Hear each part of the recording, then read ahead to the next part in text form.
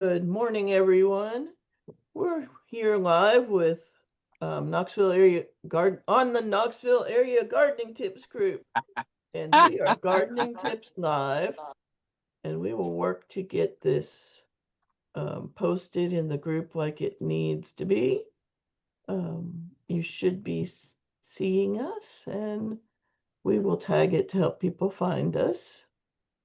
I'm also putting it in featured so that you can find us there.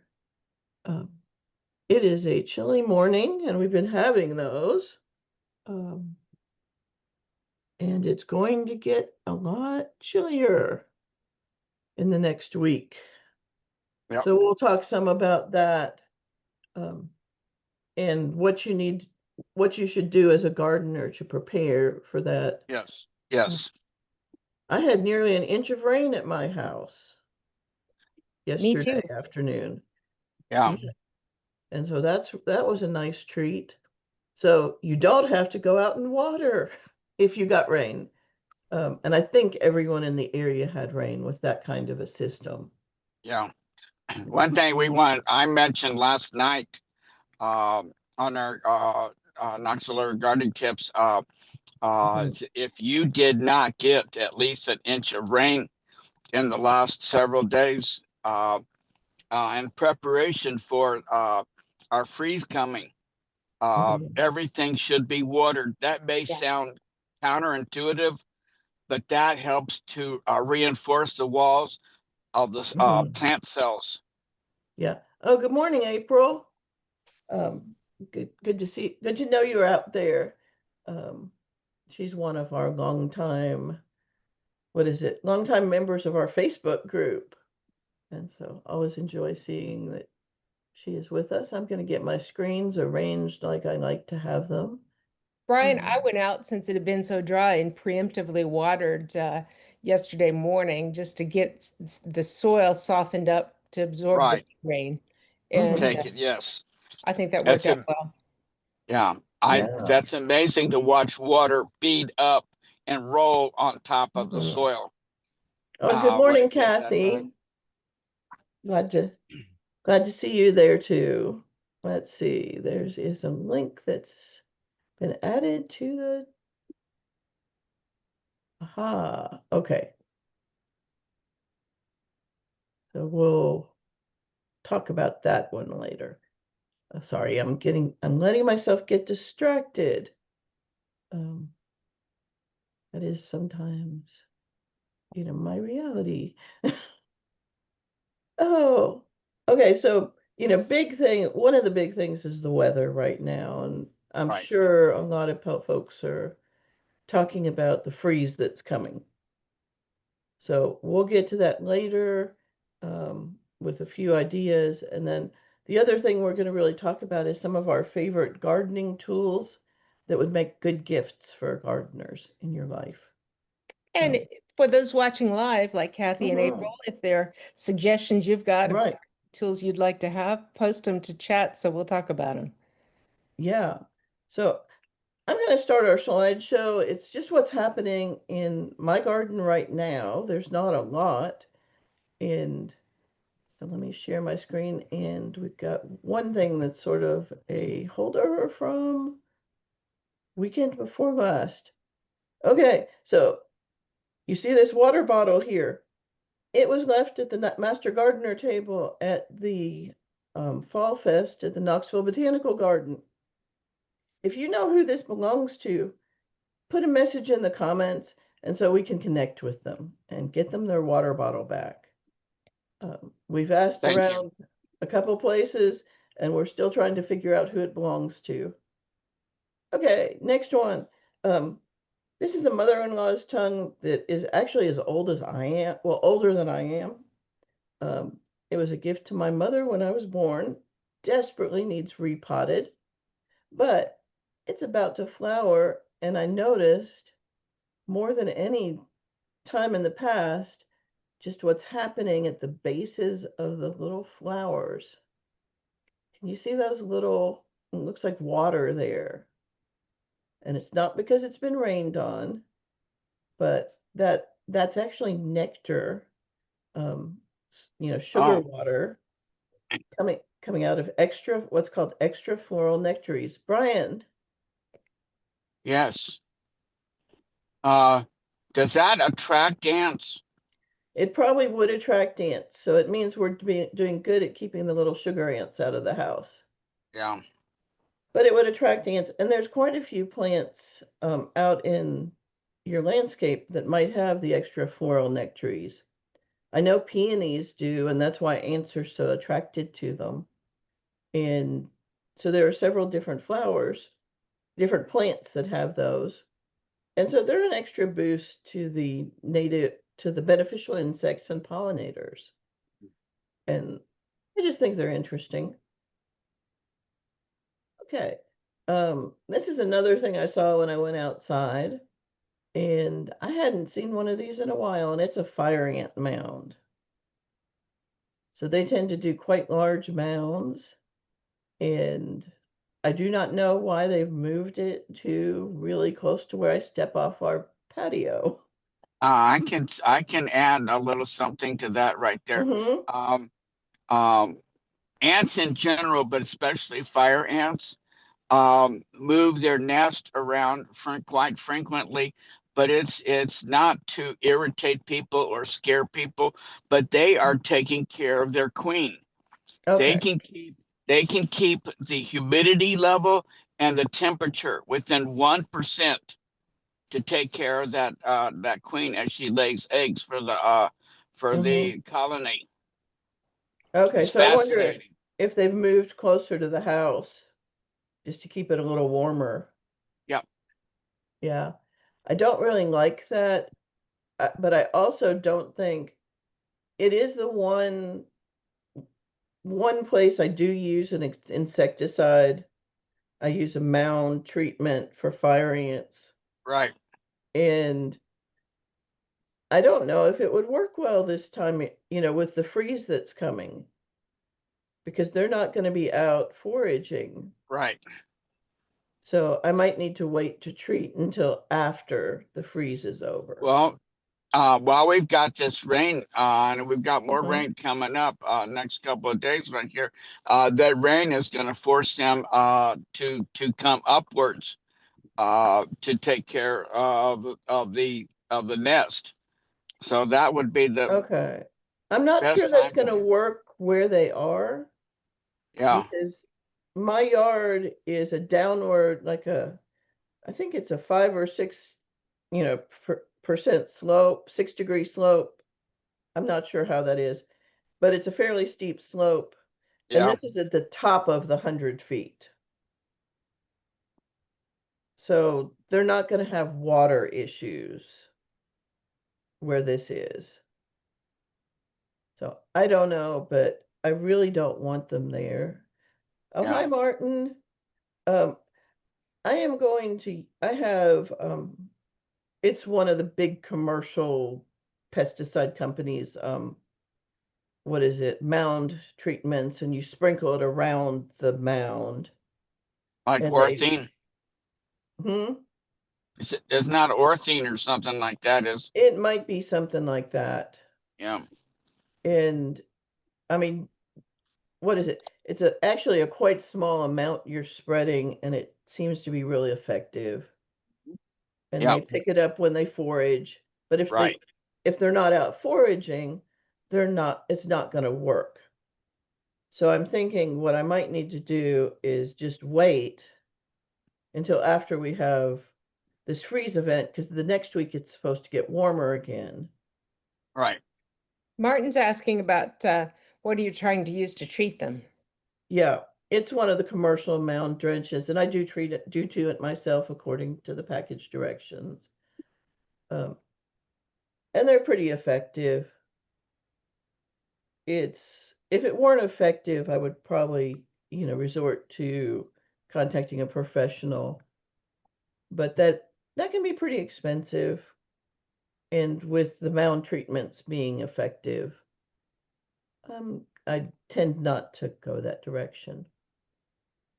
So it's one of the big ones. Yeah. And Margot just posted UT extensions recommendations.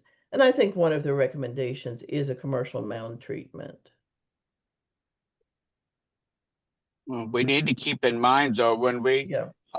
we concentrate on one mound that is visible right there, we Mhm. have outside numerous satellites. Right. So that's yeah, Where these ones are, like I explained, they're at the top of a 100-foot slope. So them being carried away by water, and the soil is actually absorbs water pretty well. So that is not, a problem. I will use it according to directions, and they probably does say to not use it within 24 hours of rain being predicted. That's yeah. fairly common with a lot of pesticides. Um, I really, the fire ants are a problem because this is like right where I step off my patio into the yard. And that is a problem because fire ants are aggressive and I do react to them. I'm not anaphylactic, but I do get bite where they bite. I'm actually sensitive. Blisters. I get blisters. Yeah. Yeah. Yeah. Yeah. I don't know about a mound this big. This mound is okay. This is a brick right here, a standard brick. Mhm. Yeah.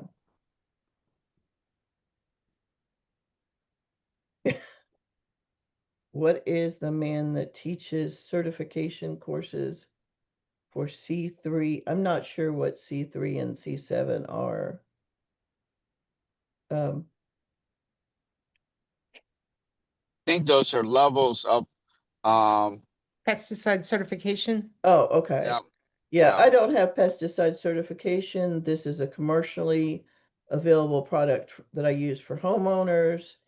And um, I'm not sure who teaches the certification courses. We're Knox County Master Gardeners. We're trained volunteers that, help homeowners. We don't work with commercial folks. Um, you thought the man, That's Brian. oh, that Brian was the course guy. Oh, Oh, uh, Brenda, that's a photo of a firing ant mound in my yard. yeah. Yeah. Okay. If we're okay, let's move away from the fire ants. Yeah, Brian wouldn't have been the one who taught the pesticide No, certification courses. Okay, this is another interesting thing I saw while I was out there. It's a funnel spider. And in the landscape, spiders are beneficial. right. You know, they eat harmful they insects, and we consider them beneficial. We do have two poisonous, well, poisonous venomous spiders in Tennessee that you do want to know how to identify. The black widow and the brown recluse. You just want to know what they look like. Neither one of those is aggressive and Unless will, disturbed. right, unless disturbed. So if you accidentally grab one, they will, or they get trapped in your clothing, they will let you know in a not very Yes. pleasant way. Um, My second wife was venomous. yeah, and I made sure to say venomous, not poisonous, because Okay, she was poisonous. venomous is something that stings you or injects something into you. Poisonous is dangerous if you eat it. So Oh, that's the okay. distinction. Okay, Yeah. then my second was venomous and poisonous Yeah. and a bloodsucker. Yep. Well, that's okay. Christine, I'm sorry you're upset with us tagging at everyone. It was definitely a vote. We had a vote in the group quite a while ago, and the vote was pretty strongly for tagging. You can turn off tags. And if you know, it can turn off notifications for tags. And so if our one tag a month, one tag a week, or this time of year, one tag a month really bothers you, please turn off the notifications for the tags. We do have a large group, and the majority of people do want us to do the tags so they can find the show. Okay. What is it? My fake bush, which I didn't prune, and I didn't think I was going to get any fruit from. I got some fruit, so I am Me happy. too. It's been ripening, and I thought it was just way too Yeah. late. Now, when we have this hard freeze, it'll be over for the figs. So I went Yep. and checked today, and I got two. Yeah. Let's see. Okay, this is a lima bean plant, and it's still green. And look how it covered that trellis. I'll have to say, if I had a pergola, I would look for an heirloom pole lima bean to put on it because it really is just beautiful, and they cook up really nice and creamy. So not only do you get some nice shade from it, but you actually get some food. And you can see underneath there's a few leaves, but it's not real messy. And some of the plants that people use to cover pergolas get really messy. And so, that would be one of the things that I would I like that. You don't want under your pergola to be messy. I got a couple of questions about this. Yeah. Did you plant more than one lima bean seed to Yes. get that? And are you going to try to prune all that off your cattle panel, or are you going to leave it in place and just grow I more? will probably wait until it freezes, which will be, is it Monday or Tuesday? Coming up fast. Yeah, it will freeze and it'll be easier to take off that way. Excuse me. Because right now, the stems are sort of a little tough and they'll get easier to pull once it's dead. And so I will take it off, take all the plant material because this is an annual plant. And I think I can show you this. At the bottom, you can see the cattle panel has 1, 2, 3, 4 um, pieces that go down to the bottom this direction. So I probably planted 2 seeds at each of those. So it's probably 2, 4, 6, 8. So probably if all of them germinated and they didn't all, that would have been 16 plants. It's probably closer to 8 plants. Let's see. If she can ask, do I cut your hibiscus before this freeze or wait because it's going to warm up again? Um, hmm. I think with hibiscus, you usually wait till it dies because hibiscus, if it's a hardy hibiscus, they die to the ground. And most things that die to the ground, you let them naturally die to the ground before you cut them off. So I would go ahead and wait. Um, and when I've had hibiscus, this, and I'm assuming you're talking about the large flowering um, hardy hibiscus, not the I yeah, are Brian. you talking about the dinner plate size hibiscus? I No, thought those were tropical. no, the dinner plate size hibiscus are the hardy ones. The small flowering ones are actually the tropical ones. Okay. Yeah. So the tropical ones um, that have the more shiny leaves. Oh, yeah. So it's mallow and Texas star. I Mallow, yeah, I would just wait until it naturally dies to the ground, and then you can cut off the dead plant material. And if you want to be kind to the bees and butterflies for next year, if you can leave, up to a foot or a foot and a half of that stem, leave it so that the cavity nesting bees have a place to make their nests, and that is really beneficial for them. If you're in a situation where you can't, we understand that you can't, leave that. I don't know Texas star hibiscus. I'm assuming that's a hardy. Margot, are you looking that up?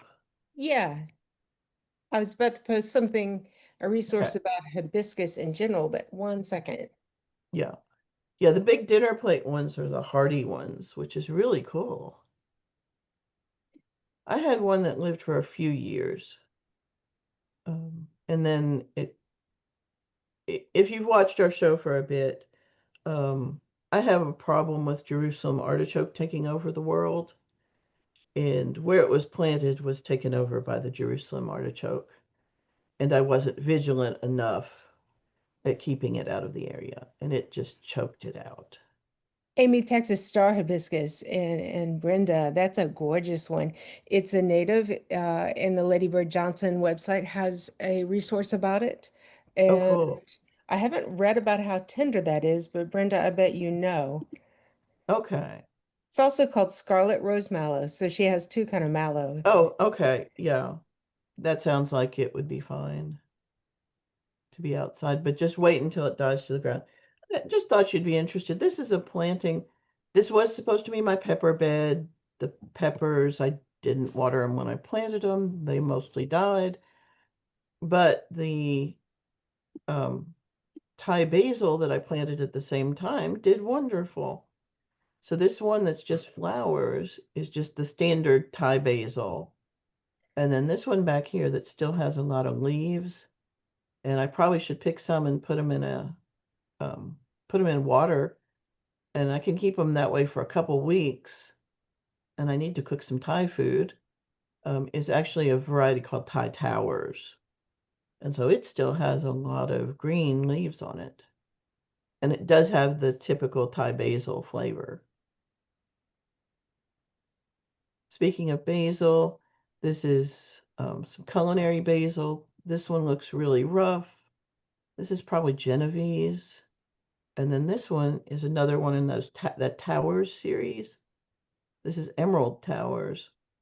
And it grows much tighter, but doesn't tend to produce flowers until very late in the season. And so I'm going to cut that and bring that in the next week or so. No, before Monday. So this weekend.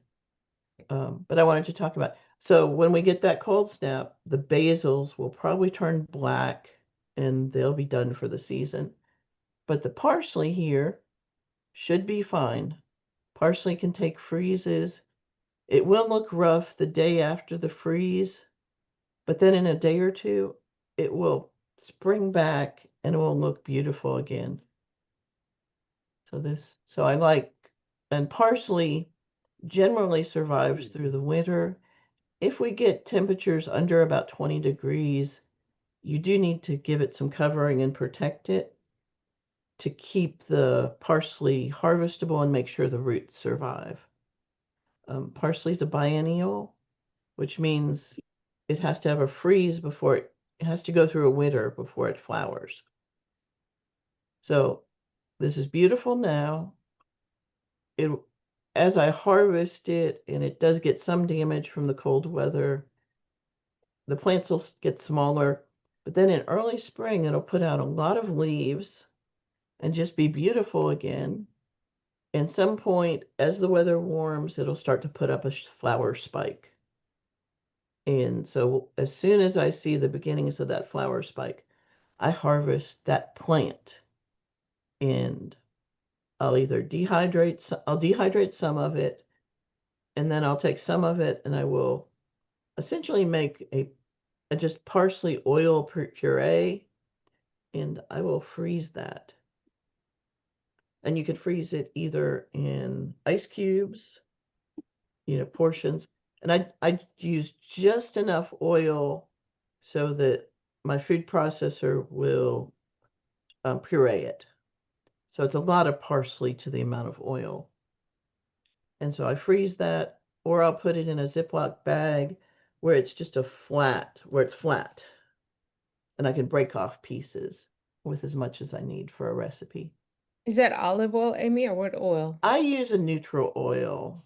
I'll use canola or sunflower, something like that. So just a neutral oil for that, because I don't want to add, I don't know what I'm going to be using it for. Good point, yeah. So I don't want to add a flavorful oil. Let's see. Okay. So this is, if you have any pretty flowers outside, go pick them, make a bouquet, because with the temperature dropping as much as it will, those flowers will probably be done for. And so, go out and enjoy them. Pick them and enjoy them.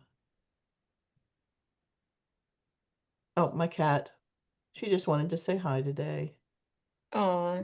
She's actually saying, I've been outside too long, let me in. She is not an outdoor cat, but she likes to walk out to the garden with me.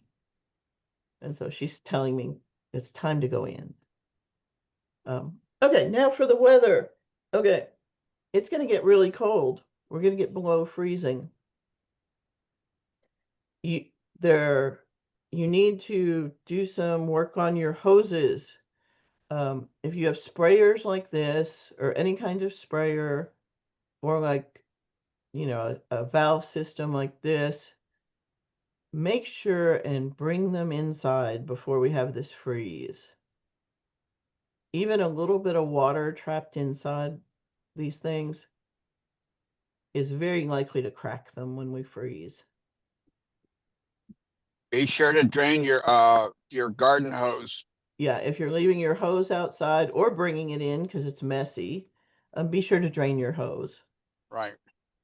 Yeah. And anybody that's got irrigation systems right there, these are normally have some kind at the lower end of the drip irrigation or whatever else you have has a plug that you can pull, and that will drain the system down. Yes. Another thing to watch for, since we're going to be, another thing you want to pay attention to, since we're going to be below freezing for a significant amount of time, if you have plants in ceramic pots, yes, you might want to bring them into a sheltered garage where they don't freeze, or at least lay them on their sides. If they don't have any plants in them, dump them. What'll happen is the moisture in the soil media will cause it to expand and it can crack your pot. And so you don't want to lose some nice pots. And as far as plants in containers, the rule of thumb I've been taught is you generally want, if you're going to leave a plant outside in a container, it needs to be hardy to 2 zones colder than where you are to survive well in a container during the winter. If not, you need to do something to shelter that plant. So that's just the rule of thumb. For me, I have some figs that are in containers.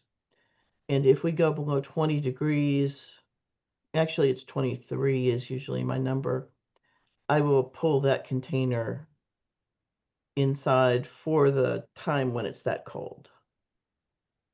And I actually have some, Roselle hibiscus plant. I have a Roselle hibiscus plant that I am going to bring inside. Probably should have already brought inside for the winter and just see how that does. But you do want to protect your nice pots.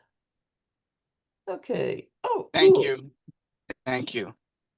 Okay. I'm going to stop sharing. And is there anything else about preparation for weather that we should talk about? When you cover your plants outside, don't don't make like a balloon or something to cover the top part right there's leafy right there because you whatever warmth that might be in that fabric for that time will be very short lived. You want to take your uh, whatever fabric material sheets whatever else and take it from the top of the plant down to the ground and then Hmm. secure it on to the ground right there. Yes. And if you can't cover the whole plant, what you can do is you can put some stakes around it and wrap it. And that'll, wrap it to the ground. And some people fill that space with like loosely packed leaves Yeah. or something like or, that for added shelter, or wheat straw. or wheat straw. Yeah. Then that would be something you would do like with a fig bush. If you're doing it for a fig, you probably want to prune it before you do that. I'm realizing where I am, I used to have a wooden fence on the where the wind comes from in my neighborhood, and my fig did a lot better with that wooden fence, but at 10 or so years, we ended up replacing it with a chain link fence. And my fig bush doesn't do as well. And so I need to give it some shelter on that wind side. And so I'm actually thinking about attaching row cover to that fence just to give it some shelter from the wind That makes and sense. not, yeah, Yeah. and not completely wrapping it. And if you see my husband in the background, he had shoulder surgery last week. So, um, but he's doing well with it. Um, let's see, what else? Anything else we should talk about there before we get to our favorite garden things? Before we get to the fun stuff. Yeah. Okay, so let's see, let me start on this list. What do we have? Okay, I need to close that window. Let me open.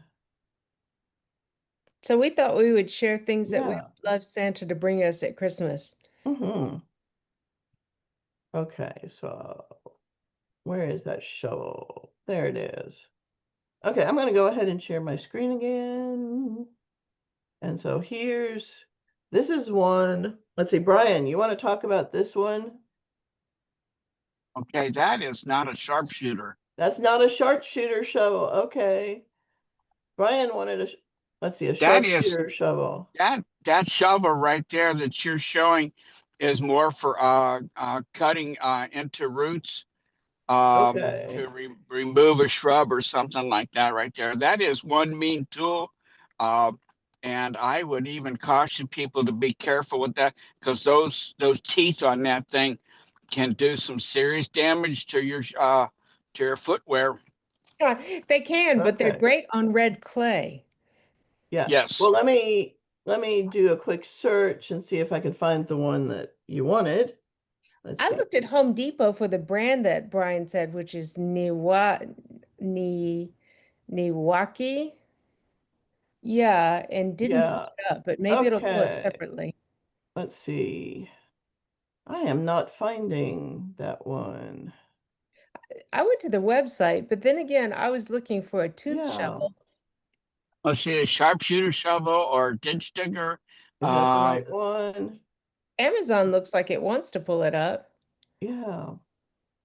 Heck, what's going on? I can't.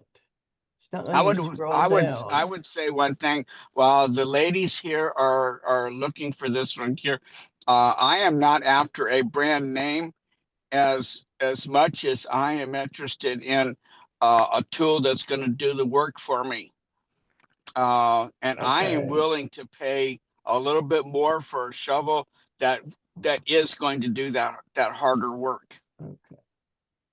Huh. Okay. And you said, Brian, you saw that shovel at Home Depot locally. Right. It said it's available in the stores. I have not Okay. been to Home Depot to look for it. Um, I guess I could after the farmer's market today. Yeah, because I'm not finding it. I have seen it before, seen them before. Yeah. Yeah. I went to the company's website and looked and didn't find it. Huh. So I don't know what's happening on that. Um, But look into a sharpshooter shovel That's yeah. that's the label I use to do the search. and describe what it is, Brian. Describe what we would see if Okay, we this saw one. a sharpshooter shovel in general. Uh, Also with the other name is ditch digger right here. This has got a narrow but long blade on it, and because of the narrow blade, you can cut into clay soils, uh, Mhm. stuff like that. It will penetrate better, and because it's a longer blade right there, you can dig further down. I did see some like that at the Home Depot website. Yeah, yeah. There's several brand Yeah. names of that right there, and I'm not pushing that one name that we're talking Okay. about. I'm not pushing that one. There's Ames. There's DeWalt, I think. No, that Mhm. doesn't sound right. There's several different brand names that we are all familiar with right there. So any one of those uh, should work right there. The important thing is the length of the handle, um, uh, but the actual handle itself. I normally like using the D handle as opposed Mhm. Yeah. to a straight shaft. Yeah, because you can put your weight on it a lot Right, easier. right. Yeah. The other thing that's important with digging is actually moisture level in the soil. Yes. Because with the clay, our soils are predominantly clay, Hmm. and if you try to dig them when they're really dry, you need a pickaxe. I mean, Also just known as a matic. as Yeah. or a mattock, to really get into them. And if they're too wet, you're going to feel like you're making a clay pot. Yep. Yeah. So you don't want to dig them when they're too wet or too dry. Mm. Okay. So I'm going to go on to sharing some of, well, I'll put the pictures of some of Margot's and she can talk about them. And when we talked about these are ones we'd like Santa to bring us, Santa's not bringing these to me, but we wanted to share Mhm. ideas in case they resonated with something that would interest you. And there's a place up in New Hampshire called Dances with Stone, Mhm. and they grind basins in river stones and also in granite for bird Mhm. baths and for, a water source for pollinators. If you put a rock in there that Mhm. like the bees could rest on and drink safely from. They were out of river stones when I ordered mine, so I ordered granite, and I like granite. And I guess the benefit of for me of granite is I have it balanced on my deck up high, and if something knocks that off, the granite should be fine. But I do think the river stone ones are beautiful, Mhm. and they're an investment, Oh, but they're not yeah. going to rust. They're going to last. Yeah. And then there's your other one. Oh, this is an epic broom I was coveting.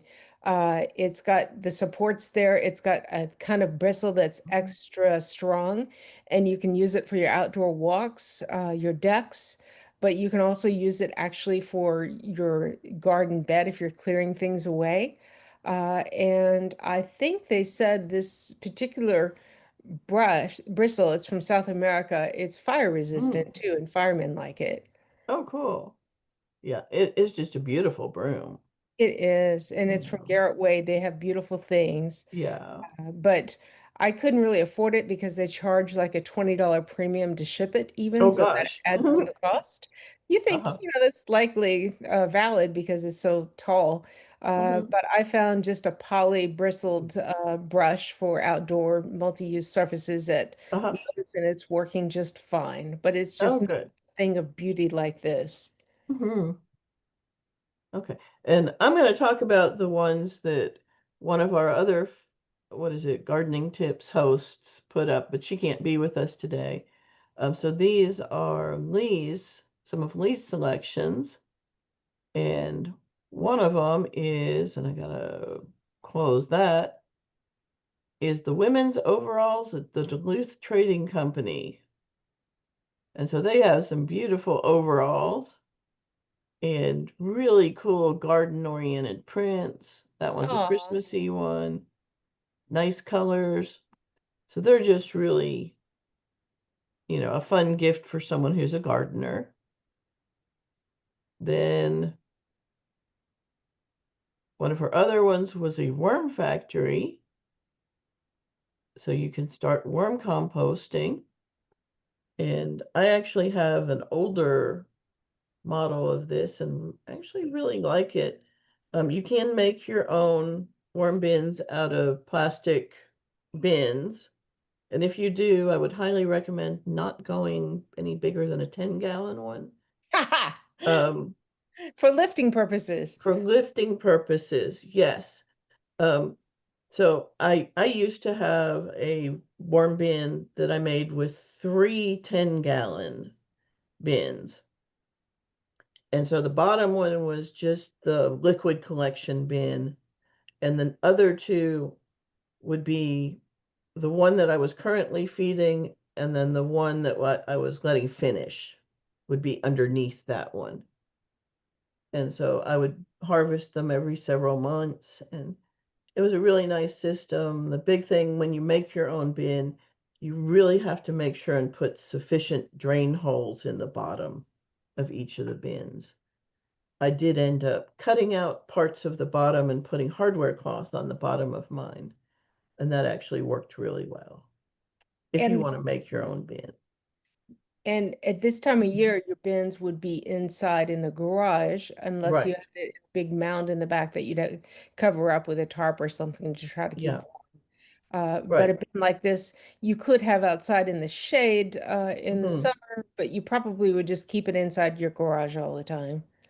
Right. And I do we have a yard care garage, which is mostly buried, so the temperature stays really moderate in there. Okay, and then Lee's last thing, which is actually one of mine also, is a hori hori knife. And as you can see from this, there's lots of different ones available. Um, I personally do not like one. Some of them are almost razor sharp and they will cut you if you touch them. I don't prefer ones that are that sharp. Um, I do like the ones with the serrated blades. Um, let me get mine. I got it right here. Okay, so I'm going to stop sharing so you can see this better. So this is mine. I wish the handle were not black because when you set it down, it doesn't show up. I actually have some tool dip stuff that I'm planning to dip this in, coat this with and make it hot pink. So that is my plan for it. So it's really visible because I am bad for laying tools down. It's got measurement on it, so you can tell how deep you've gone. Really convenient for bulb planting. Mine is not real sharp. Um, you can't get mine anymore. Mine was made by Oxo. I've probably had it over 10 years, and they're not making them anymore. And it does have serration. The ones carried by, I think it's A something Leonard, are very similar to what I've got. But there's also, plenty of other ones out there. The things you want to make sure is you want to check on the weight of it. The handle should be heavy, which indicates that the metal from here goes into the handle. The first one I got was one of the major commercial gardening brands, and it was not made that way, and it broke right here. And it's dangerous when that And happens. it's dangerous when that happens. And plus, you don't have your hori hori knife anymore. Oh. And if anyone's out there and has any questions or suggestions for gardening tools, we would love to hear what your favorite things are. or things you would like to get as presents. Let's see, let me go back to sharing. And I'm gonna go to, where is it? Okay, so these are my favorite things. One of them is some kind of tool pouch that I can put the tools that I'm currently using in. So I really like having one of those because, as I said, I'm really bad to lay tools down in the garden, and I have lost many tools that way. And I think I shared the wrong arrangement because you're seeing a lot of the background stuff. There we are. So that's probably what you all would rather see when you can really see Half of a buffalo was interesting what though. I'm showing. Yeah, I don't know why there's half of a buffalo. I guess that's just my browser doing a picture. Okay, so that's that. Um, what is it? These are my, I guess, my everyday PPE for gardening. Knee pads and PPE is personal protective equipment, knee pads, and a hat. So I've liked these particular knee pads. I think they've stopped making them, which makes me sad. Um, but I really have liked those. But the big thing with knee pads is to find ones that are comfortable for you to wear. Some people really can't find knee pads that are comfortable and end up carrying a kneeler type thing to help. I find the knee pads helpful because I don't have to think about it. Okay, there's my Hori Hori knife that you just saw. And another thing is a pruner that fits well in your hand. I know that's hard for someone else to pick out. Um, and I also have a little spray bottle of rubbing alcohol to to sterilize my pruners between cuts. And And so, printer sharpeners are an accessory that are often lovely to have too.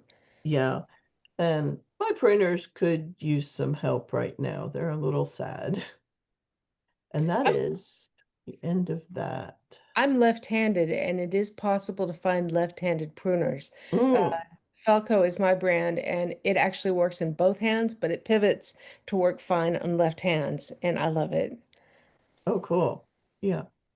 Another thing that you can be thinking of right now, this isn't actually a gift, but I always collect bags of leaves for my compost for the rest of the year. So I'll try to keep my eye out this time of year for people throwing away bagged leaves. I like to keep them out of the landfill, and my compost really benefits from them. And somebody with that bent might like to have a leaf shredder. You can Hmm. get very compact ones. You don't have to shred them, but that Right. accelerates their breakdown. Yes. And they do shred better when they're dry. Yeah.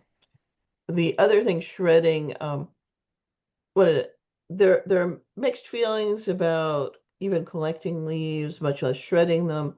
Um, many of our, well, most of the lightning bugs and a lot of the butterflies and moths that are beneficial, they overwinter in leaf material.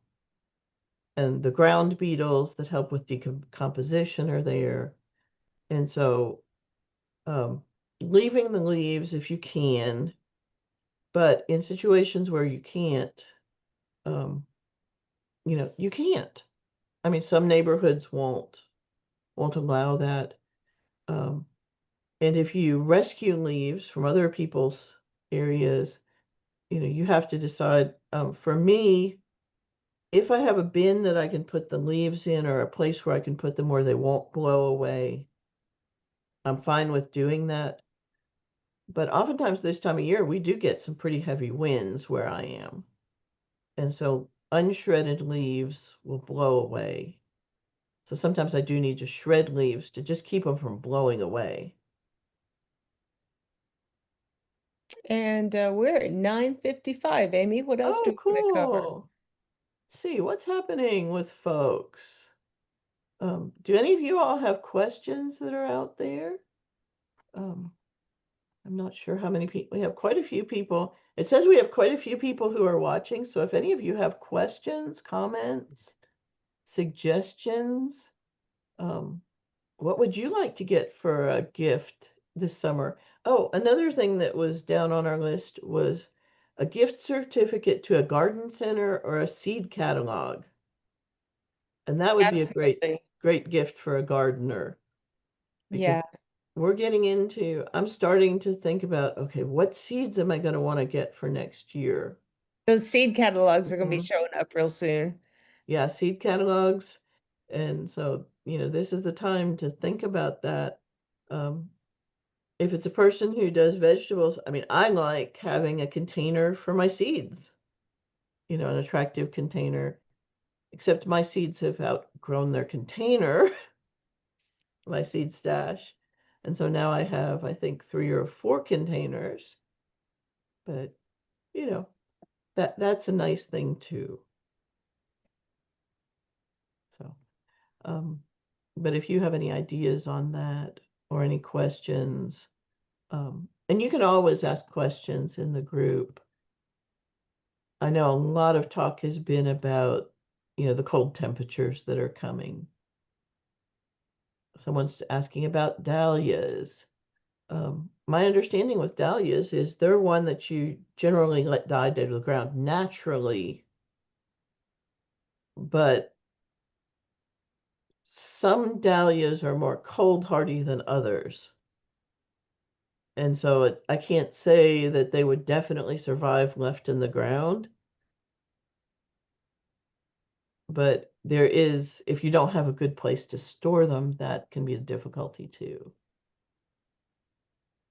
Yeah, someone was saying they've had dahlias in the ground for 20 years and have not dug them in the winter. So like with a lot of gardening, that depends. Yeah, Brian. One thing we haven't talked about, as a caution right there, Mhm. do not lay plastic directly on your plants Mhm. outside. You'll burn the leaves where that plastic touches. If you feel the need to put something extra heavy, put a Mhm. sheet down, then put the plastic on top of that. Yep. Yeah, because the plastic doesn't really give cold protection. Right? No, it transfers Right. the the heat. Yeah. Mm-hmm. Yes. And the places where you do see plastic used for ground, for like greenhouse protection, they're actually using the plastic to hold in the warmth that the sun gives during the day. Yep. So plastic is really hard around here because, we can have really warm, sunny days in the winter. And so Yep. plastic can actually cook things Yep. in the winter when it can get too hot. So I do like, if I'm going to use some sort of cover to protect my plants, I like it to be the floating row cover or something that can breathe. I'm just sort of looking through the group and what is it? Someone has like a panicle hydrangea that its flowers have turned brown and they're asking how far can they trim it back. Um, you can definitely cut the flowers off if you want. Um, Brian, do the panicle hydrangeas bloom on new wood or old wood, or are there different ones?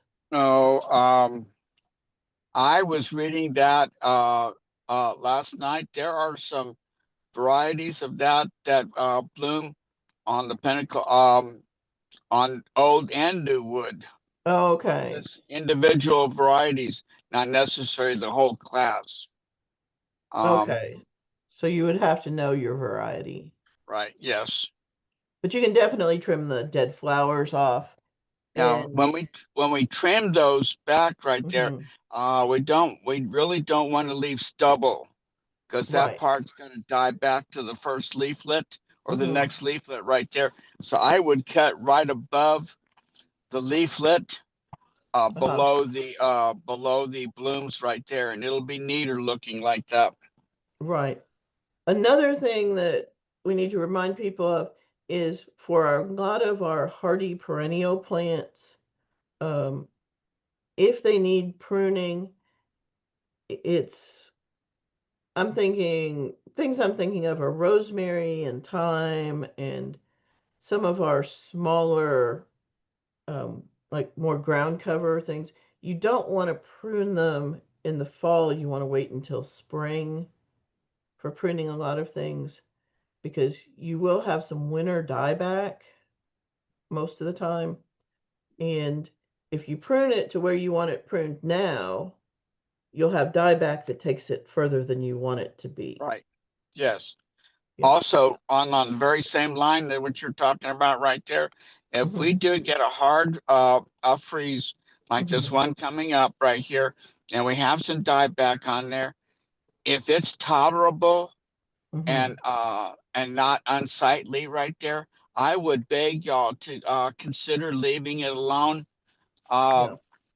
and this is the very dead material that you're seeing on top is helping to insulate and protect the Mm-hmm. inner crown of the plant right there. Right. Whereas if you cut it back strongly, you're exposing the crown of the plant and potentially losing it. Mm-hmm. Yeah. So the plant material, the dead plant material can actually protect the living Right. underneath Yes. it. Yeah. Like an Well, umbrella. Yeah. well, I am seeing it as after 10 o'clock.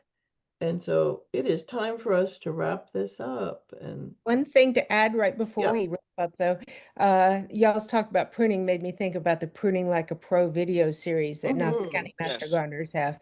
And I put a link to that. So if you're looking at something and wondering about prune, Yes. they've got a bazillion videos. So check and Mm-hmm. see if they have one about your particular plant. Yeah. And I know there are several about different kinds of hydrangeas. Yeah. Yes. Yes. And it's been great to great to join you all today. And we will not, we're on our winter schedule, so we're once a month. And we'll see you on December, what is that date? December 5th? 7. Wait, December 7th? No, Well, December 13th. yeah, there's a different meeting I'm going to on the 7th. So Oh, okay. So we'll see you all on December 13th. Um, have a great day and happy gardening, everyone. Bye. bye-bye.